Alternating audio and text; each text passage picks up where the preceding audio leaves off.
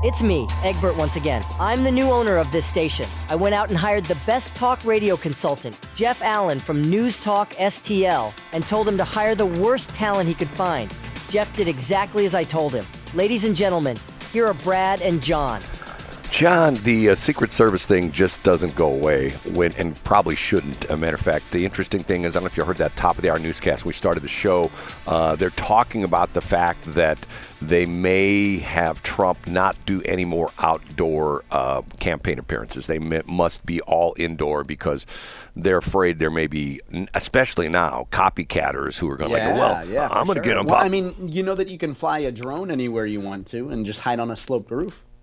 Yeah, it's sloped roof, the whole crazy thing about this. And more of these videos can come out, which is sort of interesting, about the situation with now they're saying that as long as 12 minutes, people on the fairgrounds saw the guy on the roof 12 minutes before the actual shots were fired. And I'm going like, how can this happen? Now, let me see if I can find the story again. I thought I bookmarked it, but I didn't.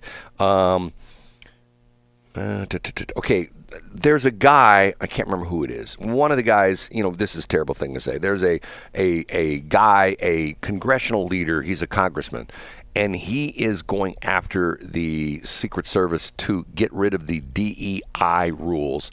And his point was, and I brought this up, I think the day after the assassination attempt, like the Monday after, or actually 2 days after the assassination attempt, it was on a Saturday. The situation was the one woman who was on the detail who's like 5'6", and Trump clearly can't cover the president. Right. Physically cover the president. Physically can't cover the president. And his point was that this is what he claims, that this is a direct result of the DEI hiring practice for the Secret Service agents. And once again, the lady who was resigned yesterday had come out publicly and said that and she actually gave goals. I think she said 30% of the agents are going to be women, and blah blah blah blah blah. and once again, here's the interesting thing for me. Don't you think it would be fascinating if the NFL adopted DEI? Of course it would. And what about the NBA? Right. And essentially, the idea being is, okay, you're 5'2" and you weigh 110 pounds. Yes, you can be a linebacker. No problem whatsoever. Oh, you're only 5'8" and you can't jump more than a foot. Yes, you can play in the NBA. We need people like you. See, the hypocrisy on this is we have certain things that retain their status of being involved in meritocracy. In other words, the best, the best, like especially. And did you play Little League baseball when you were a kid? I did. Yeah. Okay. Did you have one of those parents on your team, another team, who would openly said, "My son Billy's going to play for the Cardinals"? Absolutely. Of course. Yeah. The chances of that happening are, like, let's say there's a league with 500 kids in it. The chances of that happening are probably close to zero, that any of those 500 kids are going to end up in... It's mathematically zero, or even playing minor league baseball. Right. The chances are pretty much zero. Right, pretty much zero, okay? Because of the fact that it's the ultimate meritocracy. It's the best of the best of the best of the best. And the thing that I always have a problem with, and this is from listening to Sports Talk Radio, which was on one of my stations way back when. We were one of the charter stations for the CBS Sports Radio Network. And I know I'm going to get myself in trouble with the union guys when I say this, but the union, essentially, one of the things of the union is if you're a plumber, all the union plumbers are the same. They're all great plumbers. Jim is not better than Bill. They're all great plumbers, okay? Yep. But yet, when it comes to and you can't fire Jim because of the fact that he put a half-inch copper joint on it, didn't sweat it properly, and it leaked, and he's done this repeatedly. You can't get rid of him because of the fact that he's a union guy, and all union guys are great, and they never make mistakes. But yet, those union guys will call up ESPN 101 and go, "Get rid of so-and-so, he's terrible, throw him back down to the minor leagues." Get what I'm saying? The idea, I do get what you're saying, yeah. The idea being is they're stressing meritocracy on the baseball diamond, where if the guy's batting his weight, get rid of him, and if the ERA for the pitcher is coming up to 10, 10.2 or something like that, send the guy out, and once again, the interesting part of this is that the United States was founded upon meritocracy. Yeah, of course it was. When you look at the history of this country, it's and to a certain extent, we still, as far as sports are concerned, we still celebrate meritocracy because of the fact that it's the best. Look at what we got coming up. Later this week, the Olympics. The Olympics are the ultimate. That's right. The ultimate meritocracy. And because it's the best of the best of the best in the world. And there's an objective reality there too, Brad. Like a sprint is a sprint is a sprint. It's not a sprint. Well, she grew up poor and in the inner city, so maybe we should give her a little better shot. No, a sprinter is a sprinter is a sprinter. Right. And once again, the thing that bothers me about this is, and I've said this before, and you probably get tired of it, one of the things that always bothered me about Barack Obama is he didn't promote the fact that, hey, boys and girls, look at me. I had a terrible childhood. My mom and dad got divorced. My dad moved to another country. My mom pretty much gave up on me, and I ended up being brought up by my grandma. But look at me. And not only that, I'm a black guy with big floppy ears. And look where I ended up. I'm the president of the effing United States. You know what? You can do the same thing. Study hard like I do. Go to school, do your and work your butt off, and you can be just like me. But he never did that. Now, the interesting thing was, we have a vice presidential candidate on the Republican side right now. And have you ever read the book, the Hillbilly Elegy book? I have not, no. Have you seen the movie? Nope. I have seen the movie. And I have to be honest with you, at times the movie is hard to watch. Now, of course, it was Hollywoodized by Ron Howard. And by the way, I saw another story yesterday that Ron Howard is getting pillared. Is that a word? Is that a proper word? Pilloried. Pilloried by. Is that rhyme with Hillary? Pilloried. It does. Yeah. Okay. He's getting pilloried by his progressive friends in Hollywood because he has essentially idolized a Republican candidate for vice president. And the idea is that and if you saw the movie, and if you read the book, that he grew up. This is J.D. Vance. Matter of fact, that's not even his real name. Do you know this crazy story? I don't know. He had, there were so many men in his mother's life, some that she married, some that he didn't. His real name, I think, is Bowman. It's not even Vance.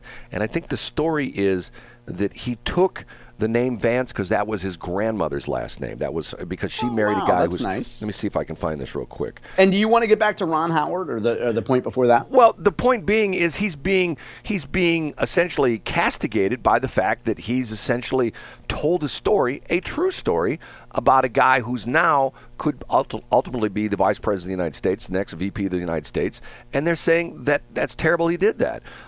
James, and matter of fact, his name right now is James David Vance, but he was born James Donald Bowman. And the reason he took on the identity as JD is because of the fact that once upon a time he was James David and then he was James Donald, and so they just called him JD. So his original name is, he was born August 2nd, 1984, which is interesting. He is 16 days older than my oldest son. God, that makes me feel. Wow. Yeah, my first son was born on August 18th, 1984. So he was born August 2nd, 1984, James Donald Bowman. Now, there's a guy I know in social media circles, and you probably don't know who this guy is, but he was somewhat famous years ago. He ran a website called I Wear Your Shirt. iwearyourshirt.com. And it's so interesting. What he did was you paid him on a daily basis, and he would wear your shirt. You would send him your shirt, whatever your company was, and he would promote your business all day long on the social medias and things like that.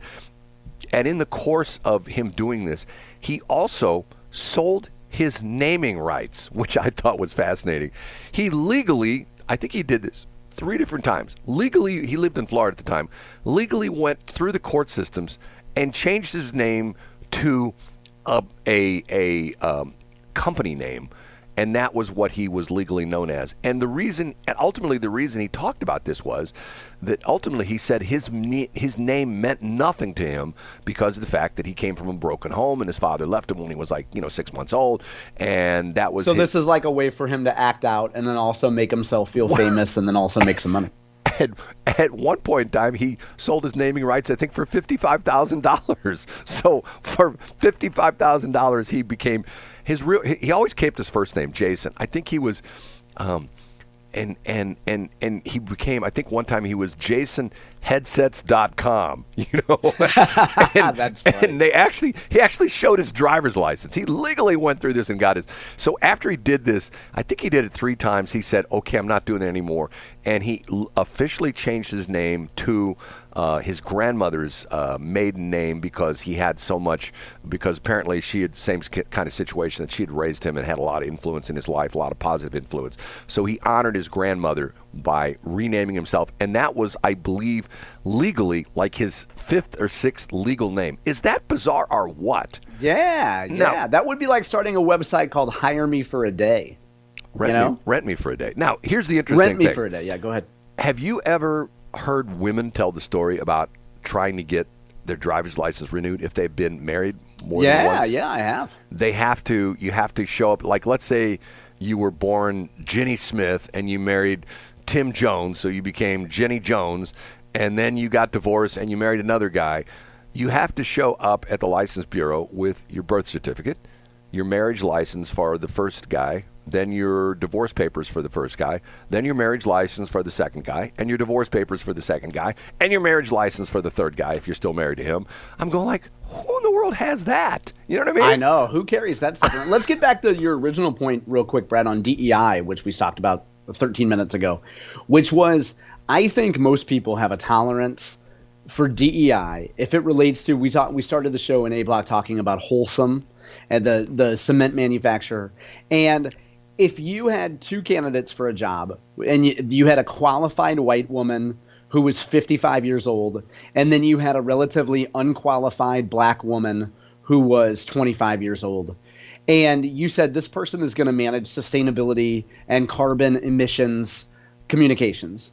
If you gave the job to a young black woman and said, we promote diversity and inclusion and we believe in giving opportunities to the historically disadvantaged, most people would be like, that sucks, but whatever. When you talk about DEI in protecting a presidential candidate's life, let's hire a short little stumpy woman to protect a man who's over 6 feet tall. I think most people see the difference between feel-good DEI for some corporate role versus something of national security. Well, but once again, I mean, when you hire guys for the Secret Service, and I'm saying guys, that could be men or women, you want bad donkeys, if you know what I'm saying. Absolutely. you want the guys that for fun they go to bar fights. You know what I mean? Those, yeah, exactly. Those are the guys you want. You want the bad MFers who, to the point where they look at you. And first off, the look could kill you. And if the look doesn't kill you, one punch to your face knocks you on your butt. Okay? Yeah. That's who you want. And once again, I don't care what anybody says. You're going to say, well, that excludes women. Well, not all women. Too bad. Yeah. But most women, it does. And, once again, the flip side of that is if you have a job that entails, being, let's say, Boeing is when they're building their planes out in, north end of the airport, if they need somebody to crawl around in the tail of an F-18, you don't hire some 6'6" dude. You hire some small guy or a small woman who has a small body and can fit into those tight spaces. Am I making? You're right, and that could be a male little person, that could be a male dwarf, or it could be a woman. Right, and once again, everything in between. Now, having said that, my industry, when I started in the radio business, radio station I started at the original KSLQ, all men on the air, all men in management, all men in the sales department. The only women that worked there were essentially front office and back office people, the sales secretaries, the receptionists, the traffic and continuity people, all women, okay? Most radio stations now probably almost all radio stations, the ones here in St. Louis that I know of, have a predominantly female sales force. At one point in time, when Karen Carroll was running Y98, it was all female, except for one guy, and the running joke was he was the token dude. We used to always say, so-and-so's working over at Y98 in the sales department. He's the token man. And it was always just one guy. And once again, Karen hired excellent women, and they tore the place up. I mean, they made money. Yeah, for sure. The station was well programmed. It was profitable. It was and that's ultimately how she got promoted to be the general manager of KMOX. And, first woman ever to be the general manager of a major market station the size of that. And that goes back to, God, that's probably back in the mid-'90s or something like that. I mean, that's been, what, is that 30 years now? Mid-'90s? It is, 94, yeah. 30 years ago? Okay. So, I don't know. The whole thing to me, and the interesting part of it is you're starting to see the backlash in this. We talked about this the other day, that Tractor Supply got rid of the DEI stuff, and John Deere got rid of the DEI stuff, and a couple of the universities. And matter of fact, they actually passed a law in Florida where DEI can't be around anymore. And what's interesting is, this crazy story in Texas, some of the universities that were forced to get rid of their DEI departments essentially renamed them into something else. Yeah, and we got to be vigilant about that, because that's going to happen. That's what I would do if I were – we talked about this on the air, Brad. If I had a DEI job, DEI and the word diversity, equity, and inclusion would be nowhere in my department's title. Right, but you would essentially be doing the same thing. Oh, right? I'd be doing the exact same thing. Right. I would just call it something different. And I would say, no, we haven't had a DEI office here since 2023. Interesting. Okay, John, anything to end the show with? Anything you want to, any loose ends you want to tie up or anything like that? Yeah, I think we should is there anything that you teased yesterday, Brad, that there could be some changes coming to programming on this very station? Now, I don't know. I think a majority of folks that listen to us listen via YouTube and maybe bjshow.co. But are there any programming changes coming up that you would like to give me or anyone else a hint about? There are some engineering changes increasing our signal area. I'm working in that literally today. We may rebrand the station, and I have to be honest with you. I've met with Egbert over this, and he's man enough to essentially say that naming the station after him, because when you say what radio station do you listen to, and you say Egbert, people go, huh? Because that's a little bit different from what, it's got to be like the Eagle, or like in sports, it's got to be the Ticket or the Strike or the Home Run.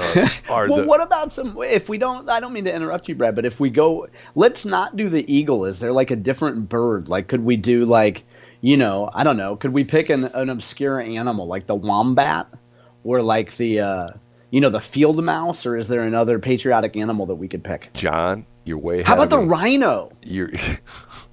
How about 104.5 the rhino? You're way ahead of me, because we've already gotten the deep voice guy. I've hired the deep voice guy. I don't know if I got one of the takes. You want me to play it for you? Oh yeah, absolutely. You're listening to the Albatross 104.5. The Albatross. Yes, we are the Albatross. You must carry us on your back everywhere you go. Okay, are we done? I think we're done, Brad. It was great to talk to you today. And as always, great to talk to you. And John, once again, godsquad.cloud. Yes, it is a real church in the cloud. Yes, I am Pastor Brad. Yes, if you call the prayer line at 25 God Squad, and that is a real phone number, you just have to dial the whole thing, 25 God Squad, you will get the prayer line. Leave a message. I will pray for whoever you say. Brad, can you fix a studio in Winsville for me in the next 24 hours? Can you get working on that, Brad? That's my official prayer request. Or do I have to call 25 God Squad first? Is this Tracy who's asking me this, or who is this? This is John Cobb? Yeah, I wanted to make sure we got to 14 Tracy Ellis references in one show, so we've made it. Okay, John. I see you Thursday. John keeps track. Okay. Thanks for checking out the Brad and John Show podcast. This segment of the show is brought to you by John Combest's book, Stalking, Harassment, Internet Trolling, A Guide to Recovering and Rebuilding After Online Attacks.